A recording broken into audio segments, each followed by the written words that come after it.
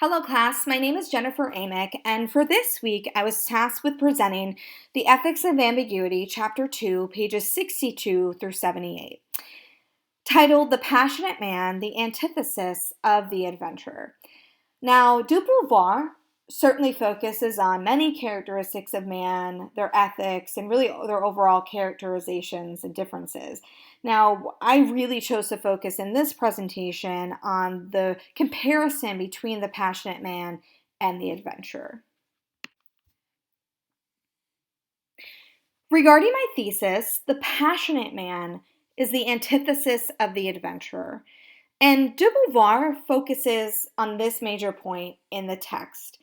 In him, too, there is a sketch of the synthesis of freedom and its content.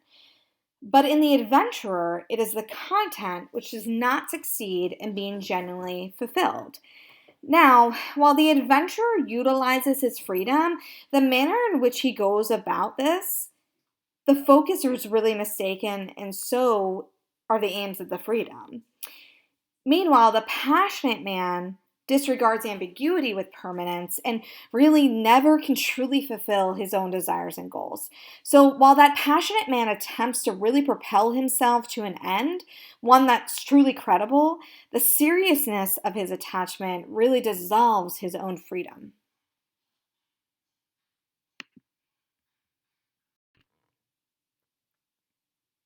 So, to summarize this passage of our text here, again, de Beauvoir is focusing not just on the passionate man and the adventurer in these passages, but of course, other characterizations of man. Now, obviously, we're going to focus more here on the comparison between the adventurer and the passionate man, but obviously, there's going to be this mix in of some of these other characterizations in summary.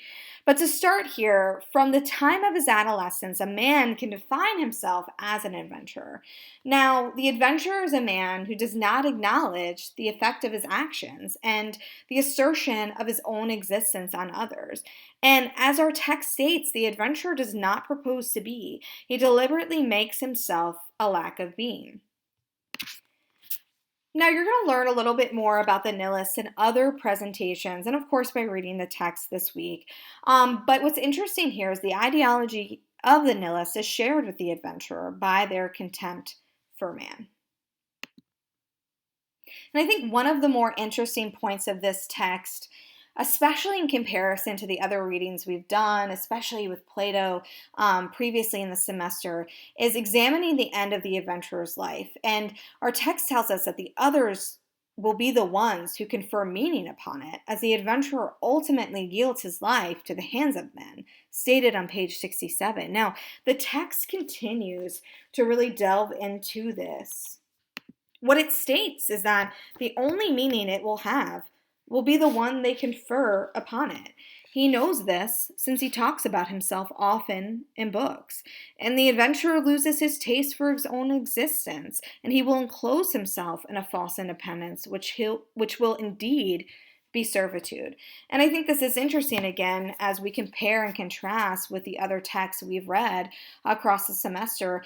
And of course, the greater argument of whether the opinion of man affects our morality, in which ways it does, in which ways it carries a weight in our own characterizations and how we move forward in analyzing our own moral and ethical codes. So again, as previously discussed in the beginning of the presentation, on page 68, our text states, the passionate man, in a way, is the antithesis of the adventurer. In him, too, there is a sketch of the synthesis of freedom and its content, but in the adventurer, it is the content which does not succeed in being genuinely fulfilled, whereas in the passionate man, it is the subjectivity which fails to fulfill itself genuinely. Now, our text here goes on to talk really about freedom and freedom finding its genuine form. And this genuine form here is really just based on whether, these passions are maniacal. If we can distinguish them from generous passions, can freedom then find its genuine form? So on page 70, we really get into the conversation concerning the passionate man and really exploring his characterization. And we find here the passionate man continually reaches for an object or desire that continually escapes him. Now, he seeks fulfillment, but can never entirely achieve it. And this is because the passionate man can turn maniacal through his attainment of the object he desires. Our text goes on to explain that only the object of his passion appears real and full to him. All the rest are insignificant. And really, to the passionate man, this whole universe, the whole universe that is surrounding him, he perceives really through a means of maintaining and achieving this one thing that he's engaged with. So, to recap here, through the examples provided in our text, the many ideologies of man, we really then understand the limitations these ideologies present. Existence cannot be truly fulfilling if it's limited to itself and not engaged with the existence of others. So, there were some really poignant questions posted on the discussion boards this past week. So, to start off, Marquasha posted, would you say man can find true justification for the meaning of freedom and his own existence?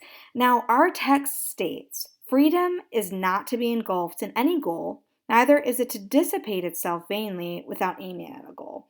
And I think the answer here can be very subjective, and I think we all can agree that there's so many different characterizations and different types of moral ethics that apply to each of these characterizations of man. And I think that you have to meet somewhere in the middle to really be able to find the meaning of freedom and your own existence.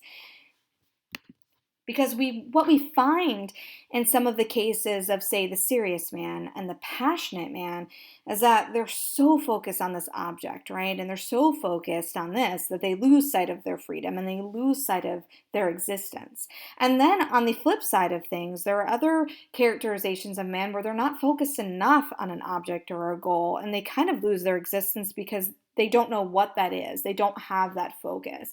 And again, I think you need to find some middle ground where these characterizations meet together to really truly find that freedom and existence. So I think a follow-up question to that is, where in the text do we see is really the middle ground between all of those characterizations? And in modern society, I think this is a really pertinent question to really focus on how we see others practicing ethics and moral codes. So additionally, on our discussion boards this week, Destiny wrote, if he does not assume the subjectivity of his judgment, he is inevitably caught in the trap of the serious. Instead of the independent mind he claims to be, he is only the shameful servant of a cause to which he has not chosen to rally. Now, in reference to this part of the text on page 74, Destiny goes on to ask, is the shameful servant of a cause that he chose not to rally for a way of saying he failed because he did not try? And again, I think this is actually a really important conversation to be having, especially with our modern problems and issues in society and the things that we continually discuss to better our society, is really that conversation around morally, if you stand for nothing, will you fall for anything? And I think then the conversation here is centered around, again, the sense of failure because of the lack of initiative and trying. And I do believe, in a sense, we are saying that this man failed because of that lack of trying. Because then without attempt, there's also no justification, there's no fulfillment, and then there's no purpose. So again, I think a really important conversation, again, to be having, again, talking about our modern day issues, our modern day societal woes, and the things that we want most to change and move forward in our modern day. So, in conclusion, class, thank you so much for your time. I hope you have found some of this presentation useful for this week in exploring again the different characterizations du pouvoir presents in our text in chapter 2.